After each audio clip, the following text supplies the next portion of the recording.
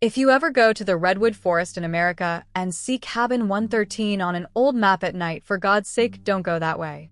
This story was sent to me by a man who is no longer alive. His last email ended with just one sentence. If you hear 3 knocks on the door, don't answer. 2019. Ethan Carter, who lives in Seattle, USA, was a famous vlogger.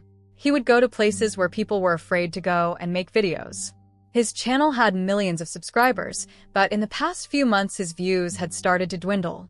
One night, he received a strange email. The subject was just that. Cabin 113. There was no name in the email. There was just an old map, a picture, and a line. If you really want to show the truth, then come here. Ethan opened the picture. An old wooden cabin among the thick trees. All the windows were closed. Only the front door was half open.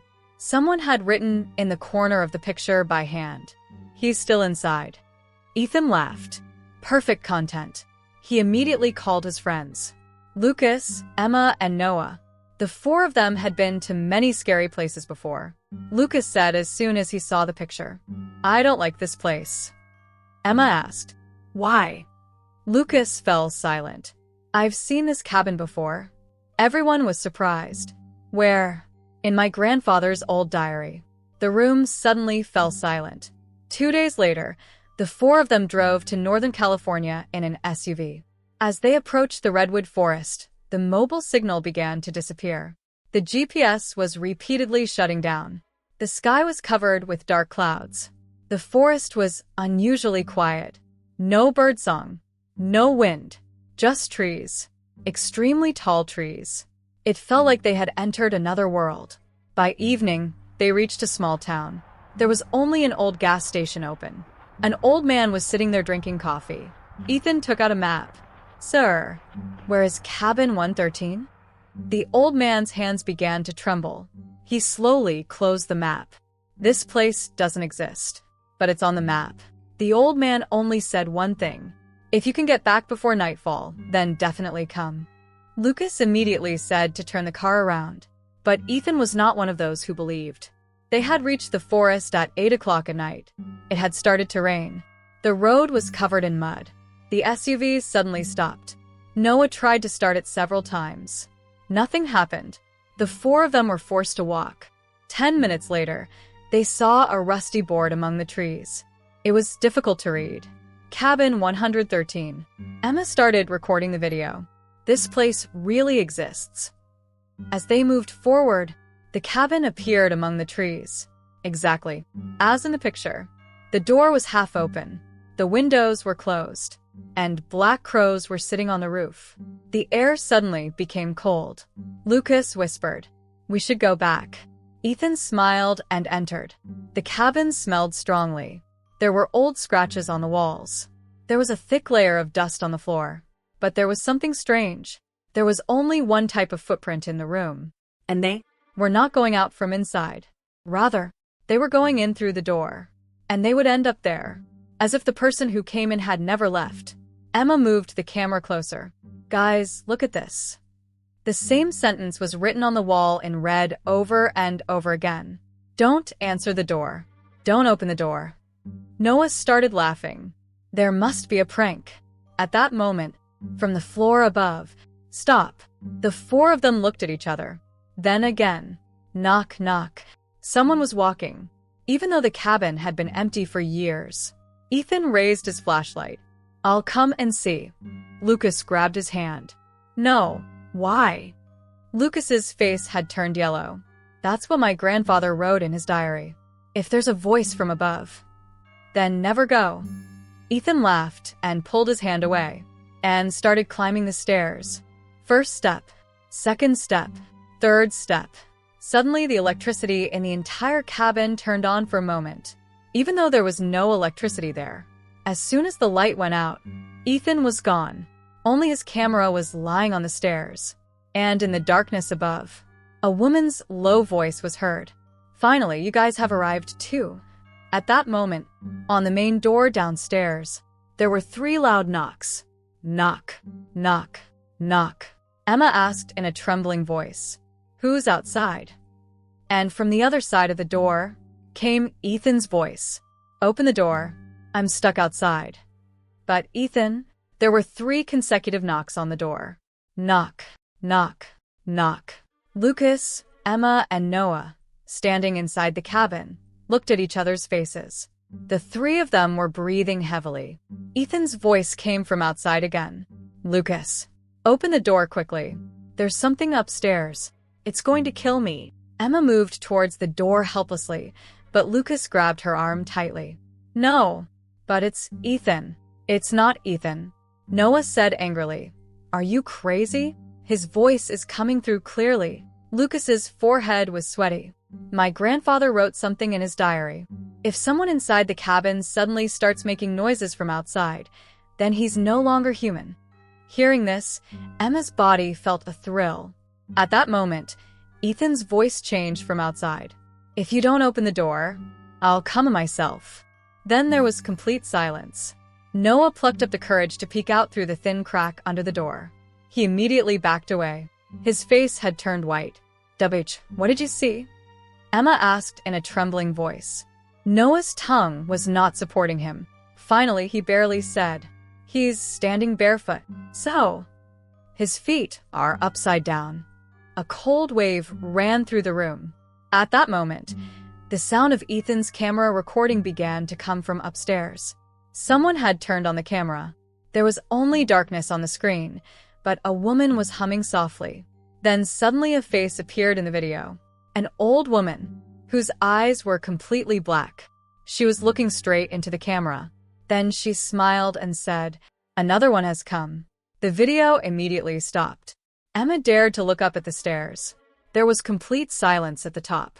"We have to find Ethan." Lucas nodded. "If he's alive."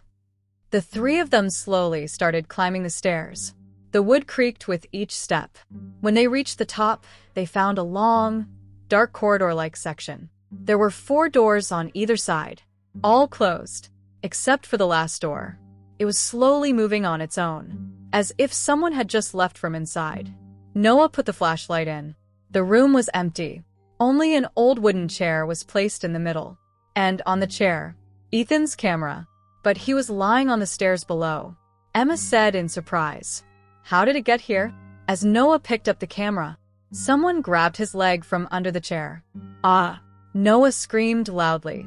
Lucas immediately pulled him up. He looked down. There was nothing there, only the floor. But Noah's leg had 5 fresh fingernail marks. Blood started to flow from them. At that moment, the entire cabin began to shake violently. The doors began to close automatically. Bang, bang, bang. All the doors in the corridor closed at once. Only the last door remained open. From inside it came the sound of a baby crying. Emma whispered, "That voice. Why does it sound like my sister?" Lucas immediately said, "She's seducing you." But Emma was already captivated. She slowly started moving towards the room. Noah tried to stop her, but she jerked her hand away. She entered the door. The next moment, the door slammed shut. They both tried to open the door with all their might. To no avail. Emma's screams were coming from inside. "Save me. She's after me." Then suddenly, the scream stopped. Silence. 5 seconds. 10 seconds. Then Emma's voice came from inside. "Lucas, open the door." Lucas stepped back. No. Noah was shocked. "It's Emma." "No." Lucas had tears in his eyes. It's the same mistake everyone makes. Suddenly, an old picture on the hallway wall fell to the ground. Its glass shattered. Behind the picture was a yellowed piece of paper. Lucas quickly pulled it out. It was a page from a diary. It read, "This cabin is alive. It reads your fears. Then you hear the voice of the person you trust the most. If you answer, he will take your place." The date was written below, October 14th, 1986, and the signature, Henry Carter. Lucas' hands began to tremble. "This is my grandfather's name." Before he could say anything else, a terrifying sound came from below. The main door was slowly opening on its own. Chirr! The rain blew in, and in front of the door, 3 people stood. The first, Ethan. The second, Emma. the third, a little girl, whose face was covered in blood. The three of them smiled together and spoke in one voice. Now it's your turn. The main door was wide open. The cold wind of the rain was blowing in, but Lucas and Noah's eyes were only fixed on the three beings standing at the door. Ethan, Emma, and that little girl with a bloody face. All three were smiling in the same way. And the scariest thing was that their eyelids were not blinking at all. Noah said in a trembling voice, These are not human." Suddenly Ethan slowly turned his head to the right. So right that he heard a bone snap in his neck. Crap. But the smile remained on his face. "You two have been keeping us waiting for too long." Lucas immediately tried to close the door, but the door had become like stone. It wasn't even moving. At that moment, the bloody girl slowly started walking towards them, but her feet were not even touching the ground. She was floating a few inches in the air. "Run!" Lucas grabbed Noah's hand, and the two ran towards the top floor. Strange laughter echoed from behind. It seemed as if the entire cabin was laughing behind them. When they reached the corridor, the scene had changed. Where there had been 4 doors before, now there were more than 20 doors. Different numbers were written on each door. 101, 117, 209, 666, and last of all, 113. Noah said in surprise. These weren't there before. Lucas touched the wall. The wall was wet, as if it wasn't water, but blood was seeping from inside. Suddenly, a door opened automatically. Inside was an old bedroom. In the middle was a mirror, very large, from floor to ceiling. But the strange thing was that only Lucas could be seen in the mirror. Noah's reflection was not there. "What is this?" Noah touched the mirror.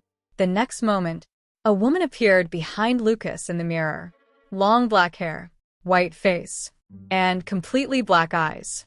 She was slowly approaching Lucas. But when they both looked back, the room was empty. Only the woman was in the mirror. Lucas looked away in horror, but a whisper was heard from the mirror. "I remember your family." Lucas's heart almost stopped. "Who are you?" The woman smiled and replied. "Your grandfather asked the same question." The temperature in the room suddenly dropped. Ice began to form on the mirror. Then words began to form on it automatically. "Henry failed. Lucas is next." Lucas immediately picked up a chair and slammed it on the mirror. Bang.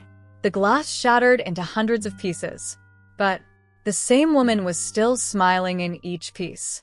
Suddenly, the lights in the entire cabin turned on. This time the lights didn't go out. Every room lit up. And now they saw the entire building for the first time.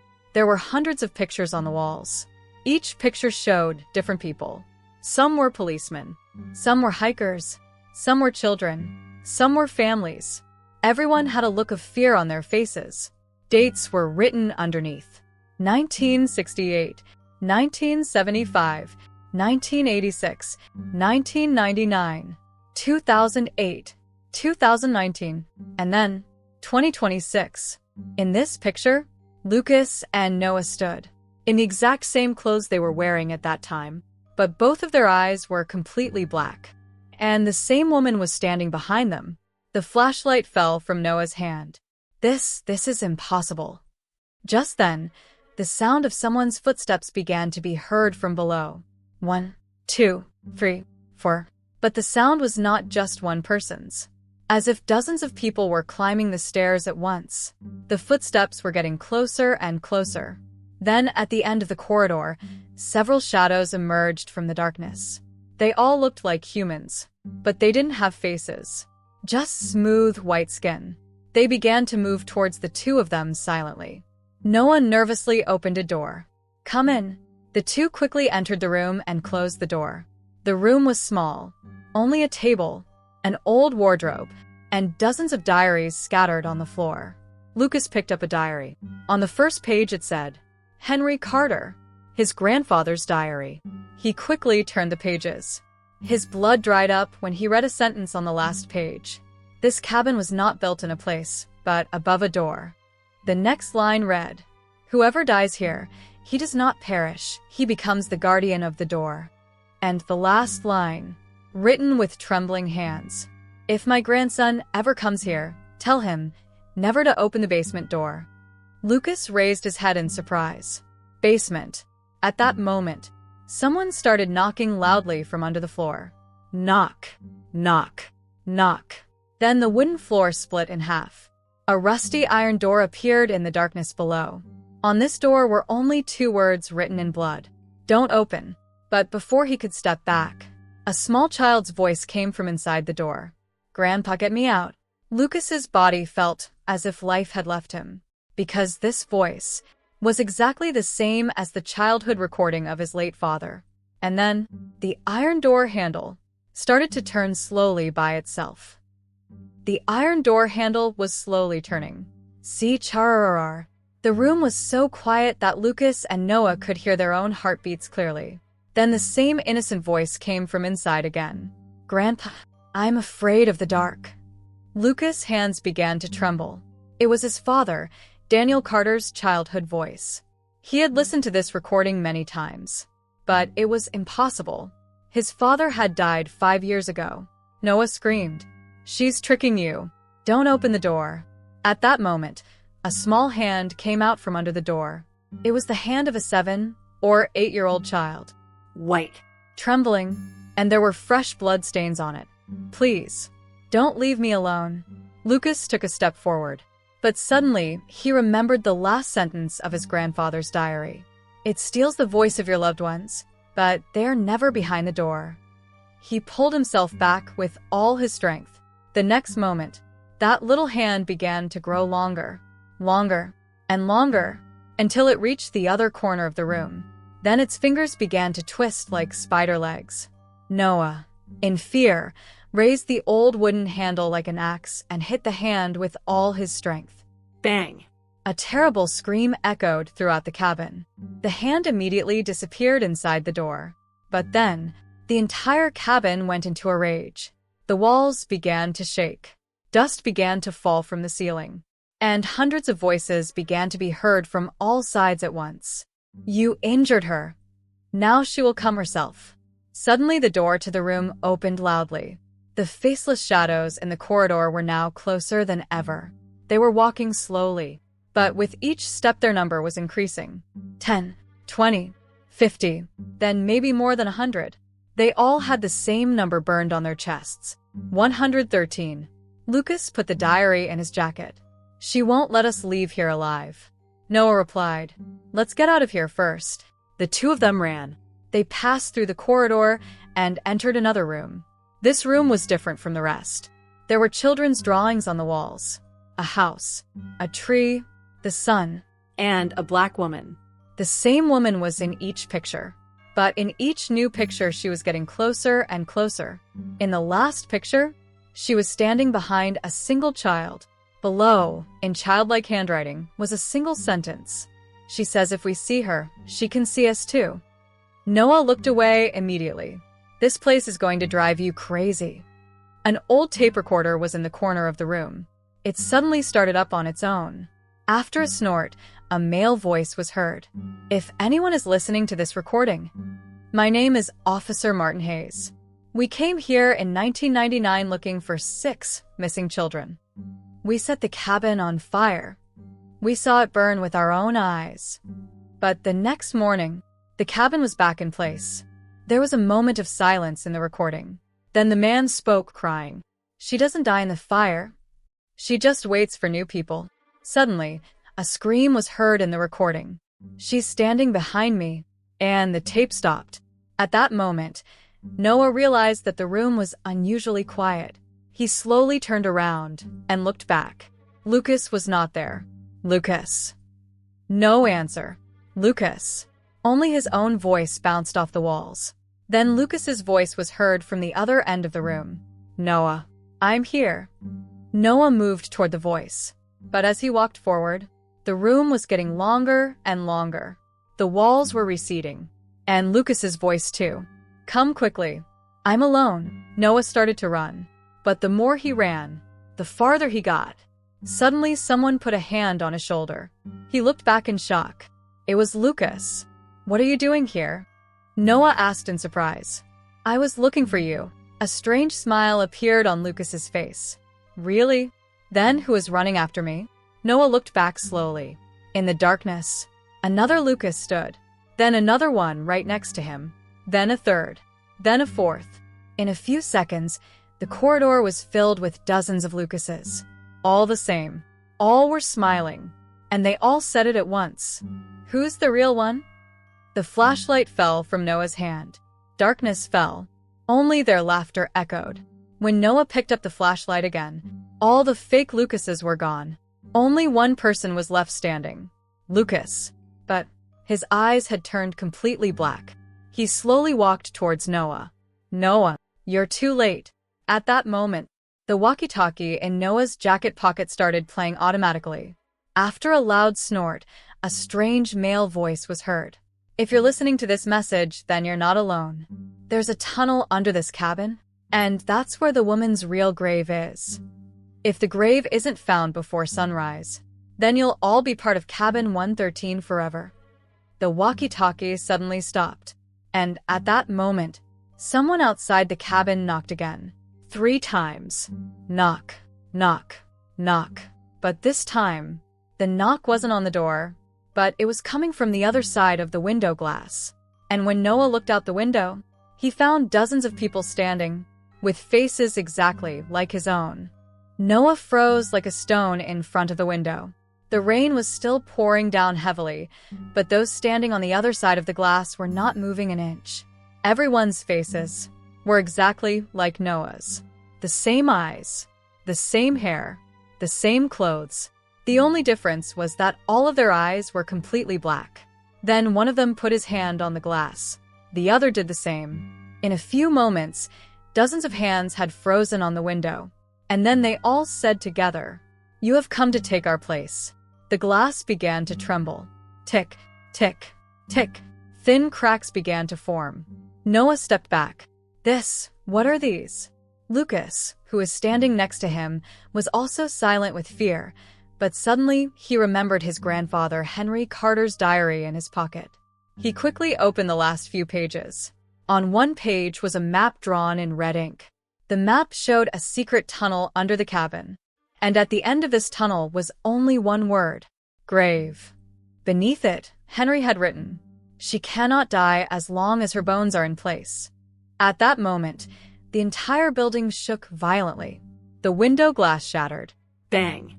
Dozens of imitation Noahs began to jump in, but surprisingly, they turned into smoke as soon as they landed on the floor. Only one remained. He slowly stood up straight and smiled and said, "The real Noah, only one can remain." He pounced on Noah in the blink of an eye. Both fell to the ground. Punches, kicks, screams. Noah felt as if he were fighting his own reflection. Finally, he picked up a thick wooden plank lying nearby and hit the creature on the head with all his strength. The creature turned into black smoke with a heartbreaking scream. But as he left, he only said one sentence. "She's awake." At that moment, a woman's voice was heard singing from the other end of the corridor, the same eerie lullaby that they had first heard in the video. Lucas turned the flashlight in that direction. A long shadow was slowly moving towards them in the darkness. Her hair was dragging on the ground. Her white dress was soaked with blood. And in her hand was an old lantern with a green fire burning. She raised her head. For the first time, they saw her face clearly. The woman did not look human. Her mouth was much longer than usual. Her lips were chapped. And instead of eyes, there was only black space. She smiled. "Henry's grandson. Finally, you're here." Lucas's blood froze. "Who are you?" The woman didn't answer. She only said, "Before we reach the grave, you'll both die." And the next moment, she disappeared. "Come on." Lucas grabbed Noah's hand, and the two of them ran towards the basement. The iron door in the floor was now fully open. There were stone stairs down, and there was a strong stench coming from there, like years-old corpses rotting. The two of them gathered their courage and started to descend. There were strange markings on each staircase, ancient symbols, the sight of which gave them a headache. After descending about 50 stairs, they arrived at a long tunnel. The walls of the tunnel were not made of brick. They were made of bones. Thousands of human bones, stacked on top of each other. Noah said, tremblingly, This is impossible." Lucas brought the flashlight closer. There were also dozens of skulls buried among the bones. And each skull had the same number engraved on its forehead. 113. After walking a few steps into the tunnel, they found an old iron door. Something was written on it in Latin. Someone had later engraved only one sentence in English below. "Whoever enters will not return the same as before." As soon as the door was pushed open, a vast underground hall was revealed. A stone coffin was placed in the middle of the hall. Dozens of candles were burning around it. Although no one was there, a name was engraved on the coffin lid. Elizabeth Wraith. Lucas opened the diary in surprise. Henry had written the same name. Below it was written, "In 1891, Elizabeth Wraith was buried alive on charges of witchcraft. But before she died, she placed a curse. Whoever opens her grave will forever be a prisoner of her spirit." Noah whispered, "Then let the grave remain closed." But at that moment, from inside the coffin, thump, they both shuddered. Then again, thump, thump, as if someone was trying to get out. The candles began to go out one by one. The hall was plunged into darkness. Only the sound of scratching could be heard from inside the coffin. SNRRRR. Then a woman's faint voice was heard. "Henry, are you back?" Lucas said in a trembling voice. "I am not Henry." There was silence for a few seconds. Then a loud laugh rang out from inside the coffin. "I know. You are his blood." At that moment, the heavy stone lid of the coffin slowly began to slide open on its own.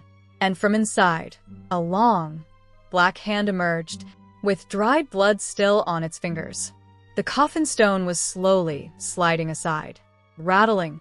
The underground hall was so silent that only the sound of the stone rubbing echoed. Lucas and Noah stood still in their places. The black hand that had come out of the coffin had now completely come out. Its long fingers were covered in dried blood, and its nails were as if no one had cut them for years. Suddenly, the hand froze hard on the edge of the coffin, and a woman slowly started to come out. Long black hair covered her face. The white dress was stained with dirt and blood. Her body smelled like the grave had been opened and closed again many times. She stood up straight. Then she slowly brushed her hair aside. This was Elizabeth Wraith. His face was unusually white, but his eyes, there were no eyes at all, just two deep black voids. He smiled and said, "I've waited for over a century. Finally, Henry's family has returned." Lucas dared to ask, "What do you want from us?" Elizabeth raised her hand instead of answering. Suddenly, the entire hall began to change. The walls disappeared. Screams echoed in the air, and a scene emerged in front of the two of them. The year was 1891, a small American village. Dozens of people stood there with torches in their hands. In the middle was a young woman chained. It was Elizabeth. People were screaming, "It's a witch. It takes children. Bury her alive." An old man stepped forward. "If she is left alive, she will kill everyone."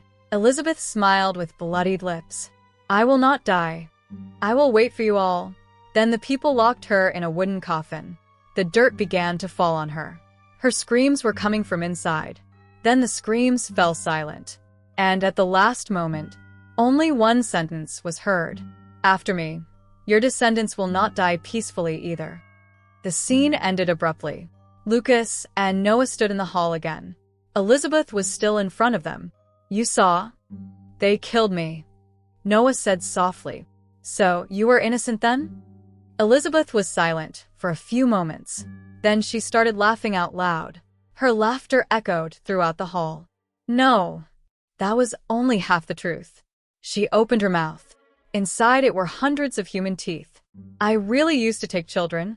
I got strength from their fear. And now, I need you both." Saying that, she disappeared in the blink of an eye. The next moment, she was standing right behind Noah. Noah tried to turn around, but his body stopped moving. Elizabeth whispered close to his ear, "You will die first." She placed her hand on Noah's chest. Noah screamed in horror. He felt as if something was being pulled from his body. His skin began to turn yellow rapidly. Lucas immediately took out his grandfather's diary. Quickly flipping through the pages, he found a note. "She doesn't attack the body, she attacks the soul." Another line was written below. "If you ever encounter her, use the light." Lucas immediately shone his powerful flashlight in Elizabeth's face. As the light hit, Elizabeth screamed in horror and backed away. Smoke began to come out of her skin. "No, this is not light. Turn it off." In a few moments, she disappeared back into the darkness. Noah had fallen to the ground. His breathing was rapid, but he was alive. At that moment, a crack appeared in the wall of the hall. Then another. Then a third. The entire hall began to shake. The coffin began to close on its own. Lucas saw that an old leather box was placed under the coffin. Together, the two of them pulled it out. Inside, Old photos, some letters, and a black leather journal. The first page had a name written on it. Henry Carter. This was Henry's second diary. Lucas opened the last page anxiously. It read, "I couldn't finish it. I could only imprison it again. But to maintain this imprisonment, a member of the Carter family has to come here every 40 years. The diary almost fell from Lucas's hand. "That means," Noah said slowly, "your family has to make a sacrifice." At that moment, a line hidden at the bottom of the last page began to light up, as if the ink was still being written. It read, "This time you won't make the sacrifice. Your friend will." Lucas and Noah looked at each other at the same time. Suddenly, the ground beneath Noah's feet cracked. He started to fall into the darkness, screaming, "Lucas!" Lucas tried his best to grab his hand, but could only touch his fingers. Noah disappeared into the darkness. A few seconds later, only one voice came from below. "Lucas, I'm not the only one down here." And then, a dozen different voices spoke at once. "We've been waiting for this for 200 years. Noah's scream echoed in the darkness, falling silent. Lucas knelt on the edge of the pit. "Noah!" There was no answer. Only the cold air was rising from the depths. Then, a faint voice was heard. "Lucas, don't come down." It was Noah's voice. But immediately after that, dozens of other voices echoed. "Come down. We've been waiting for you. You are the last guardian." Lucas immediately took out his rope, which he had brought with him for hiking in the forest. He tied one end to a stone pillar and began to descend into the pit with the other end. As he went down, strange markings began to appear on the walls. The same markings that he had seen in the tunnel above. But now fresh blood was flowing on them. About 50 feet down, his feet hit the ground. He looked around in the light of the flashlight. He was standing in a huge cave. In the middle of the cave was an ancient stone circle, and inside that circle, hundreds of skeletons stood. Yes, standing. No one was lying on the ground. It was as if they had all turned to stone, waiting for someone. At the far end of the cave, Noah lay unconscious. Lucas ran towards him.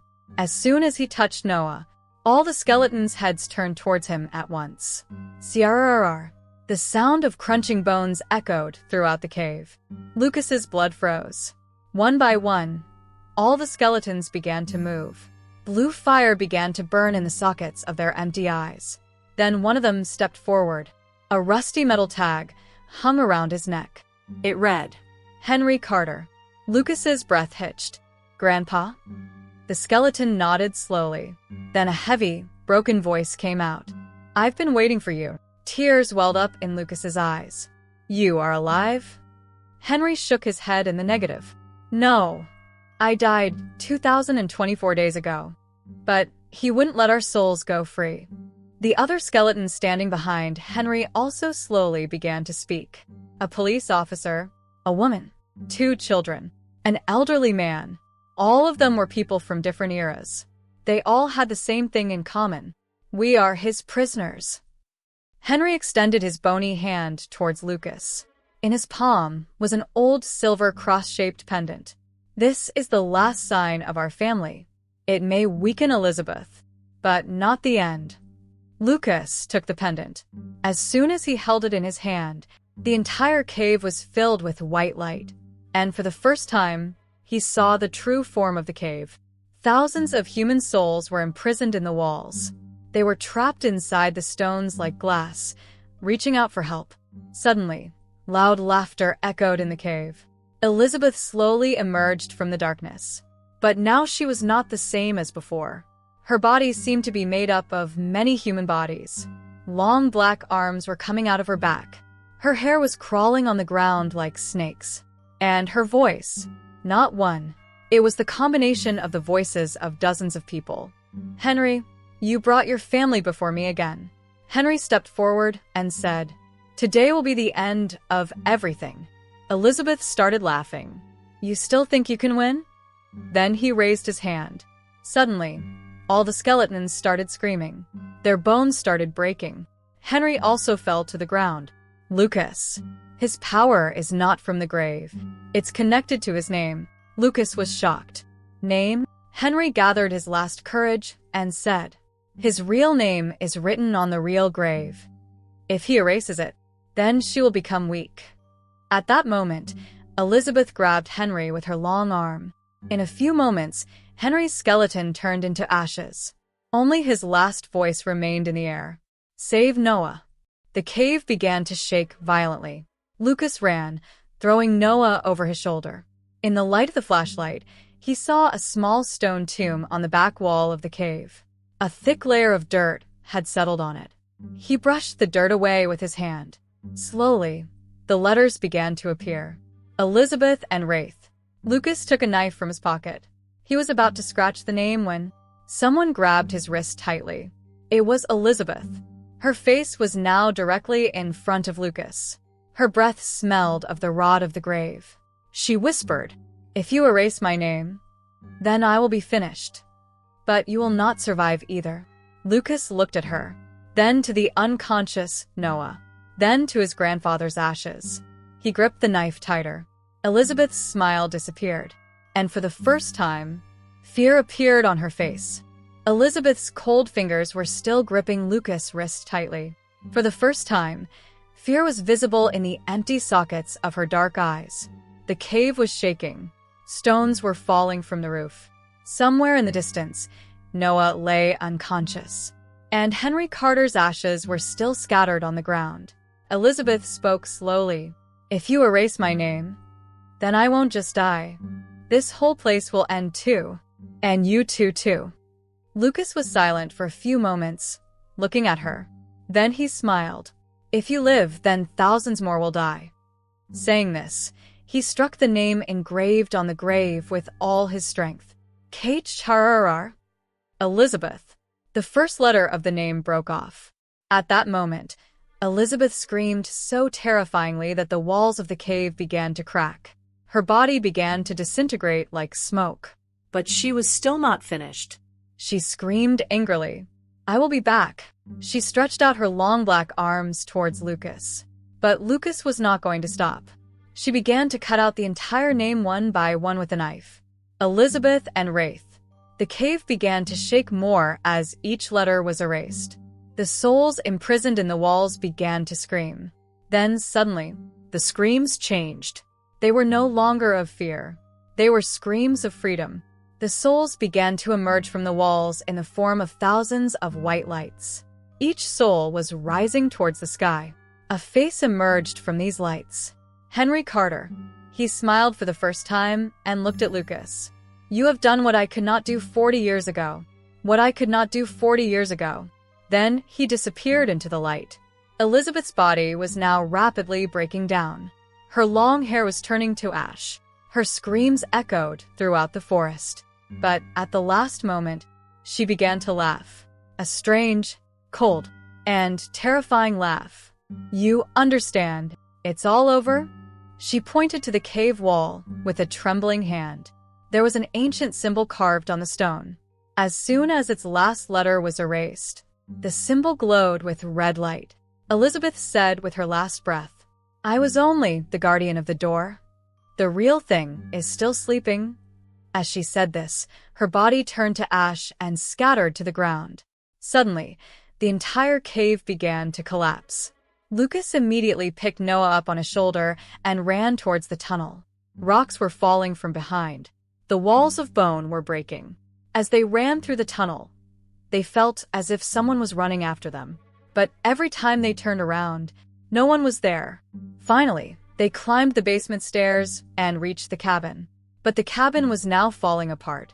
The walls were on fire. The windows were breaking on their own. Lucas opened the main door with all his strength. The two fell out into the forest. Just a few seconds later, Redwood Cabin 113 sank into the ground with a loud explosion. Where the cabin had once been, now there was only a deep hole. And then, that too slowly closed. As if nothing had ever been there. 3 months later, Noah had fully recovered. He never mentioned the events after that night. Lucas closed his YouTube channel. He buried both of Henry's diaries in a secret place. Both swore they would never return to that forest. When the police were notified, they found only charred trees. There was no sign of Cabin 113. No tunnel. No cave. No grave. According to official records, no such place ever existed.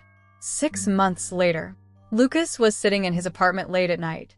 It was raining. He had just gotten up to drink coffee when a new email arrived on his laptop. Subject: Cabin 113. His heart started beating faster. He opened the email with shaking hands. Inside was just one picture. The picture showed a new wooden cabin, but it wasn't in the redwood forest, but in another forest covered in snow. There was a wooden board on the door. It read, Cabin 114. Lucas's face flushed. At that moment, on the door of his apartment, there were 3 knocks. Knock, knock, knock. He plucked up the courage to go closer to the door and asked, who is it? There was silence for a few moments. Then a soft, familiar voice came from outside. Lucas, open the door. The voice belonged to Henry Carter. But Henry had been free. Or maybe had never been free. The end. Or maybe the beginning.